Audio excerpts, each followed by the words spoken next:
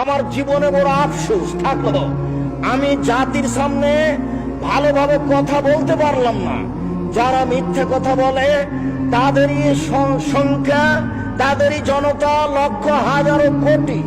যারা বিবেচনা করতে পারে না, বিবেচনা করে বলে না, কেসা কাহিনী দিন কাটাই, তাদেরই জনতা লক্ষ কোটি।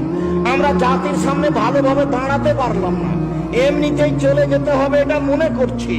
এরপরে বলছি, পরিস্থিতি যা, যেইভাবে বক্তব্য চলছে, যেইভাবে সামাজিক অবস্থা, তাতে বক্তব্য দিয়ে ইবাদত করে বিচার মাঠে জান্নাত পাবো এটা আমার মনে বলে না। তবে যখন আমি রাস্তাঘাটে চলি, বিমানবন্দরে যাই, কোনো দেশে যাই, বিদেশে গিয়ে কোনো হোটেলে ঢুকি, তখন আমাকে বলে, আব্দুর রাজ্জাক সাহেব, আপনার কথাতে দাড়ি ছেড়ে দিয়েছি, এভাবে পোশাক পরেছি, প্যান্টটা কেটে দিয়েছি, ৭৫ সালাত আদায় করি। তখন মনে একটু আশ্বাস তো হয় যে এই লোকটা যে আমল করছে, এখান থেকে আমিও কিছু পাবো। আমি আসলে আপনার আমল দিয়ে একটু কোন রকমে জান্নাত পেতে চাচ্ছি, নিজের কিছু আমল দিয়ে জান্নাত পাবো এমনটা আমার বিবেচনায় আসে না।